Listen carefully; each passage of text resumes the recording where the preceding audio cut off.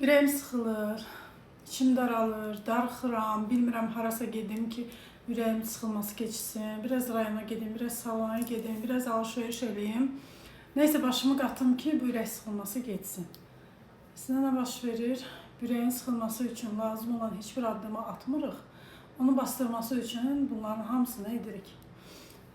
Və psixoloqa gəlirik. Deyirik ki, bir dənə ürəyimin sıxılması keçsin də. Və psixoloq da deyir ki, sənə dərin seans lazımdır. Deyir ki, yox, mən dərin seans etmək üçün mənim nə vaxtım var, nə də maddi durumum var. Bir dənə ürək sıxılmasıdır da, nə olan bir şeydir ki, bunu götürün də. Yəni bu terapiyanı almasan keçməyəcək. Müvəqqəti nələrdirsə onunla başını qata bilərsən. Nələrdir? Müvəqqəti seans.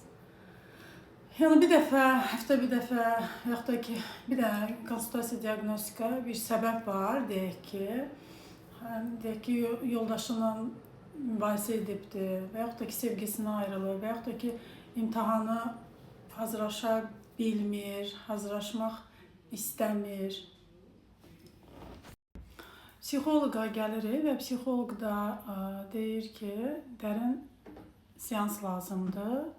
Bir-iki seansdan bu keçməyəcək. Çünki ona görə psixoloq bu sözünü deyir ki, yəni bunun bu səviyyəyə çatması üçün daim eyni şeyi etmişik. Bir dəfə ürəyimiz sıxılıb, bunu etmişik, bir dəfə biraz keçibdir.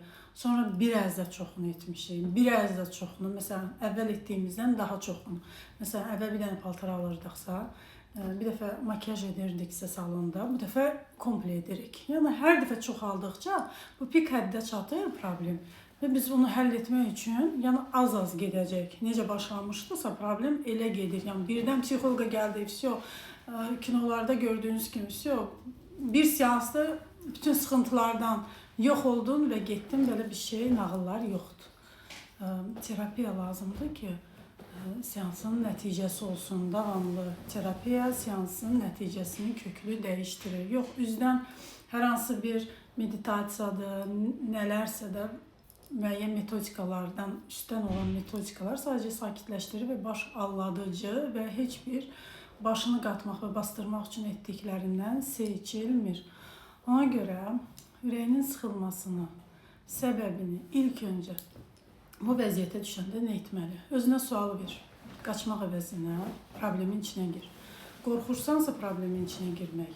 Düşünürsən ki, problemin içinə girsəm çıxa bilməyəcəm. Bəli, problemin içinə girəndə tək başına çıxa bilmədiyimiz üçün burada psixoterapiya lazımdır. Sual ver. Nə üçün bu vəziyyətdəyəm? Nəyi hiss edirəm? Nə üçün ürəyim sıxılır? Cavabı tapa bilmirsən bəzən. Çünki davamlı o qədər keçmişdə olan problemlər üst-üstə yığılır ki, onu sən artıq unutmaq istəmirsən, xatırlamaq istəməmirsən. Onları xatırlamaq istəmədiyinə görə sən artıq xatırlaya bilmirsən, bastırmısan, unutmaq istəmirsən, unutmayım dediyin üçün bunlar daim çoxala gedib. Və özünə hal-hazırdakı vəziyyətin səbəbini tapmayanda hal-hazırda nə hiss edirsən, nəyin boşluğudur, kimin boşluğudur, tək qalmaqdan qaçmağın, özünlə tək qalmaqdan qorxmağın, ətrafına tez insanları yığmağın, qorxuların, panik atakın və bu problemlərin hər biri bizim bugünkü ürək sıxıntımıza gətirib çıxardır. Ona görə də yəni, terapiya aldığınız zaman dərindən alın ki, o geri dönüş olmasın, təkrar o vəziyyəti yaşamayasın. Bəzən də ola bilər, deyirsiniz ki, ürək sıxıntısına gəldim, terapiya aldım, bir kurs və yaxud ki, 2 kurs. Yenə də hərdən düşürəm o vəziyyətə. Bəli, hərdən o vəziyyətə düşməyə normaldır. Çünki əvvəlki kimi ola bilməz. Terapiyadan öncəki vəziyyətin qeyri-mümkündür. Sadəcə məntiq insanı vəziyyətə gətirir ki, o əvvəlki kimi. Ürəyim yenə sıxılır. Sən sadəcə 100-dən 1% sıxıla bilərəm, 5% sıxıla bilərəm. Çünki o mövzuya, o hadisəyə, o hadisəni xatırlamamışsan və yaxud da danışmamısan və yaxud da ki, həmin hadisəyə heç toxunmaq istəməmişsən, ümumiyyətlə, üstü açılsın istəməmişsən, özünlə bir yanlış bastırdığın bir hesabat var. Ona görə özünlə dürüst olmaq cəsarət tələb edir. İnsan özü ilə üzləşməsi cəsarət tələb edir.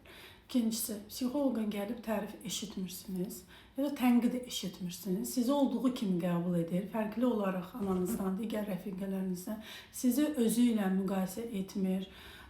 Özü gedib edib etməyəcəyindən belə bir şey deyil. Psixoloq sadəcə tənqid və yargılamadan səni dinləyir, sənin yanlış və doğrunu və özünü etdiyin davranışı bir digər şəxs kimi kənardan baxmağına səbəb olur və özünü görərək, dərk edərək insan dəyişmək istəyir. Psixoloq sizi dəyişdirmir.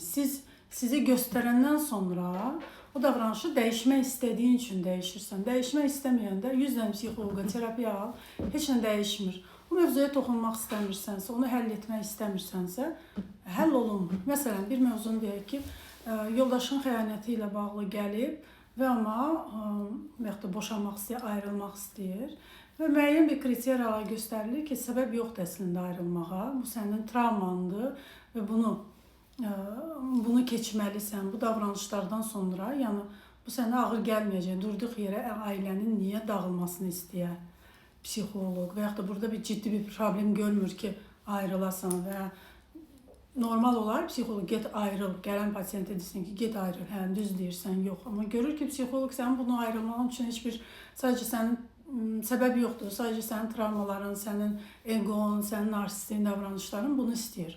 Yəni insan öz səhvini görmədən, dəyişmək istəmədən daha da narsistik davranışa gedirsə və sonra gəlib deyirsə, yenə də xəyanət edir, yenə də heç bir davranışında yoldaşımın fərqi yoxdur. Çünki sən dəyişmək istəmədin. Başqa bir şey üçün terapiya gəlib, başqa bir terapiya aldın.